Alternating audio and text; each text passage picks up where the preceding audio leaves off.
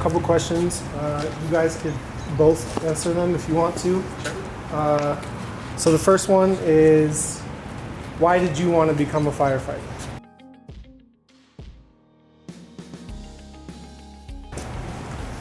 My reasoning for becoming a firefighter was I used to work at a restaurant called Famous Dave's on 98 in Normandale. Someone came in, he was awesome, he loved his job. I found out he was a firefighter, and now I'm working with him side by side, and it's the best decision I've ever made.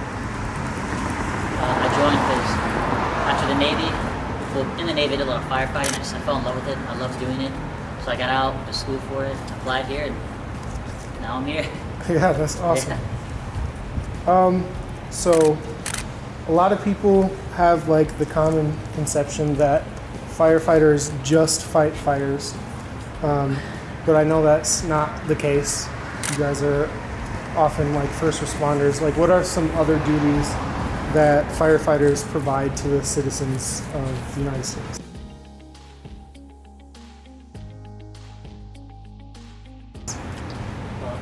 To answer that more, I'm actually only been on 9 months. So I'm through my EMT school now. He's already done his EMT, so he probably answers that better than I can. Well, like he said, we're EMTs, so we respond along with ambulances on most calls. So they're not the first ones there. Sometimes we will be. All right. Do a lot of car wrecks too. So just out of this station, you got 494 right there. Right. We've been on quite a few car wrecks this year already. Oh, yeah. Water rescues, technical rope rescues. Oh, that's cool. So, a little bit more into what's going on right now. Has life, like inside the station, like when you guys are doing drills or stuff, changed due to COVID-19?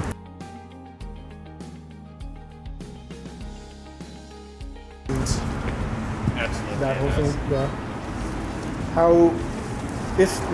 How has that changed? Like, do you have So- different protocols? Yep. So prior to COVID-19, we had Monday night trainings, which we still do, but we're also introducing them throughout the week. So not everyone has to come in on the same Monday night. You can come in any day throughout the week, just to avoid large groups. Like the governor said, groups no larger than 10. We try our best to stay 6 feet away. It's tough when you're in a fire truck together, but Yeah. Right. that's what we have the masks for. Precautions. What are like some of your biggest worries, not just being a firefighter, but also like, say, for your family in this quarantine era? Family-wise, it hasn't really been too bad. We're still working, obviously. We get to get out of the house. When we go home, things don't really change much. We just play more board games, I guess. Right. It's kind of brought us a little closer. It's kind of nice. So I don't necessarily live with my family. I don't see my parents right now. I'm doing my best to protect them because I know being here, we're all at risk. So I just think I'd be doing more harm than good at that point. We can use FaceTime, Right. contact that way. Yeah, it's been tough for a lot of people. Have the amount of calls for emergencies and fires increased during this time, or is it kind of the same?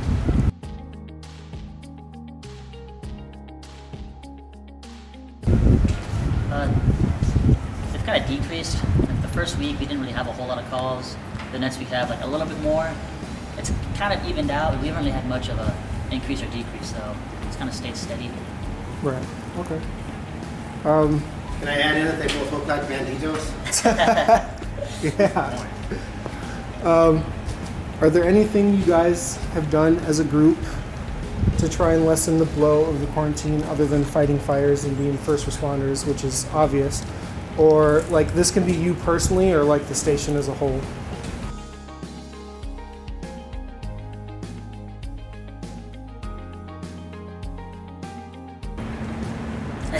Changes just in day-to-day life, Yeah. you're saying? Well, we clean the station a lot more. That's a big one we do. personally, if I ever go on a medical call, even if they had flu-like symptoms, every time I walk in my house, I'm like, hey, I'm going to get the Clorox wipes, so I down my doorknob, I wipe everything down, then I shower immediately after, just so I don't get any of my roommates sick.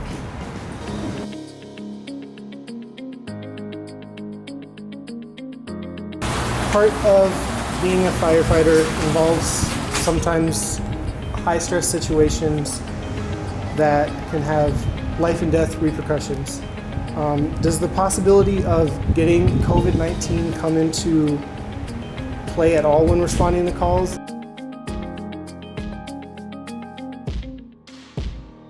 So we have to keep it in mind. Obviously, if someone is having a serious life-threatening issue, we'll step in and we'll wear the proper PPE. We'll do what we have to do, but we don't take unnecessary risks as far as most calls. We always have our masks on, gloves, dealing with patients.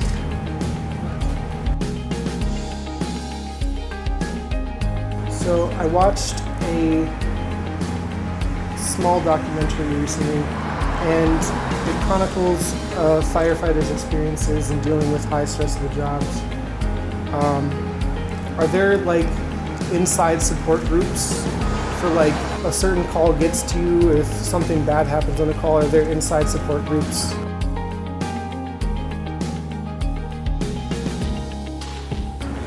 Yes. Yes, there's a Mid-Fire Initiative is out there for the state. Every fire department has had the opportunity to do that because they fund it to the state level. And it helps us with deal with cancers.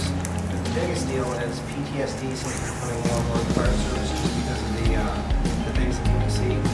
So some departments are actually having psychologists come in to chat with the firefighters to know that they can have these resources to talk. We have a sheet on the wall there that has a contact number. The chiefs have sent out a couple of emails about that too that you can talk to. So we have to watch out for ourselves. If I see Austin as blue today compared to his normal self when we work together, that's where it moves me at one point. I've got to talk to him. I got to do a one-on-one conversation and say, what's going on? Like that last call we had, because you were on that COVID call with me and Breezy, and as we were going back to the truck, I stopped both Austin and the other firefighter with us. I said, stop.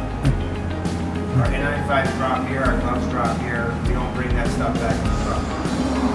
So we have to be real cautious about it. So we kind of got to look out for each other on this kind of stuff. Because this job is high stress sometimes. We all love it desperately. But kid calls where kids get hurt is a big deal for most people. If, let's say someone his dad's age, he's working as a cardiac arrest. That probably would strike him more than it would strike maybe somebody else, that kind of thing. So there are support groups. There's phone numbers to be asked. The biggest deal for firefighters is we're all a bunch of rough, tough cream puffs, so we don't need any help. We kind of push everybody away. But in my time in the fire service, we've gotten much, much better at saying it's okay to feel like garbage. Let's try to get you out of it.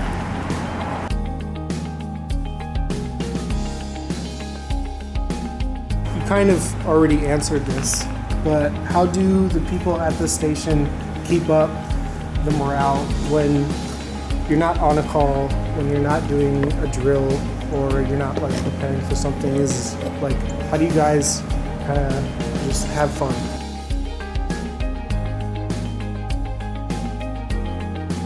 I got a great answer for that one the other night.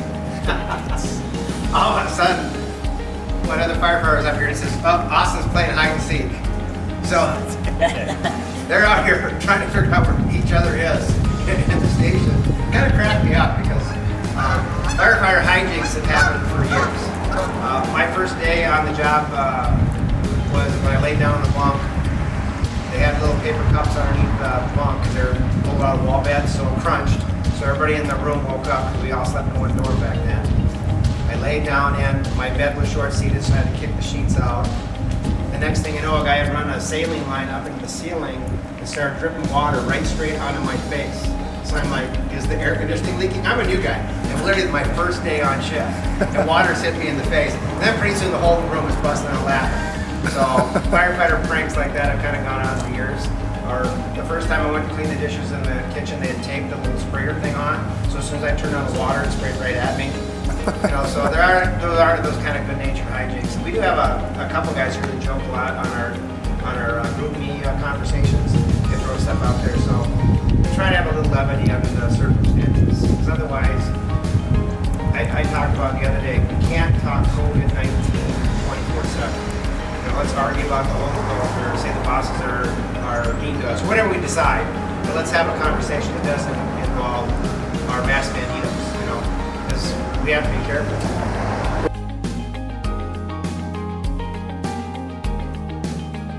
I heard a few people in emergency services say that during a full moon, a lot more crazy stuff happens. Has that rang true in what you guys have experienced so far?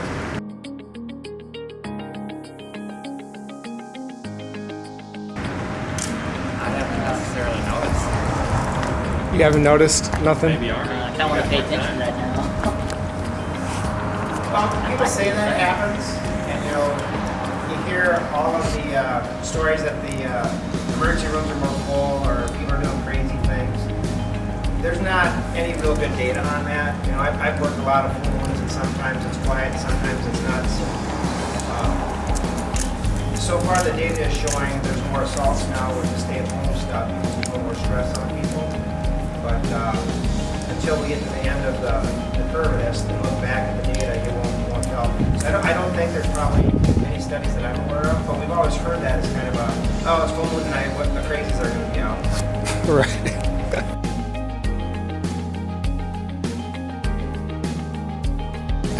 As I kind of wrap this up, are there any things that you would like to say to the viewers, to like any advice that you would want to give them during these stressful times, or something that's like stuck with you to keep yourself in a good mood so that you can carry through your jobs?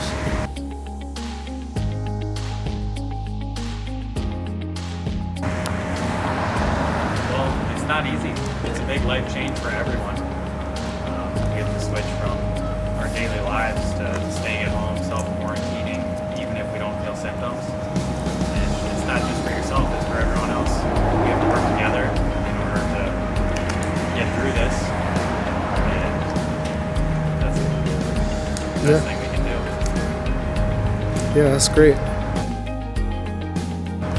And then lastly, what would you say is, from each of you now, what would you say is your favorite part of being a firefighter?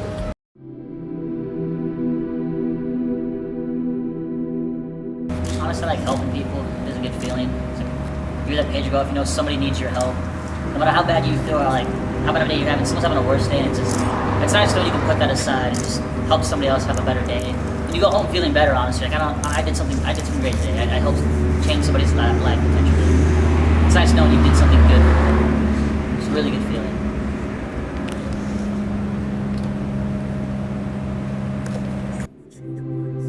One of my favorite things about working for is the camaraderie we have. I love working with these guys. They become some of my best friends. And like you said, we're out there changing people's lives for the good. And, you know, we're there for them at the worst times. So it means a lot. And it feels good going home and knowing you help someone.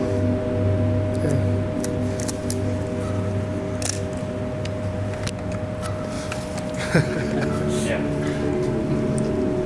I think the idea of helping people kind of drives this. There's the excitement because, as seen on TV, like you said before, you saw this back. See trucks screaming down the road. The kids are waving it. Yeah, even when you're little, maybe you waved at the fire truck. So there's that excitement that I get to be on a fire truck.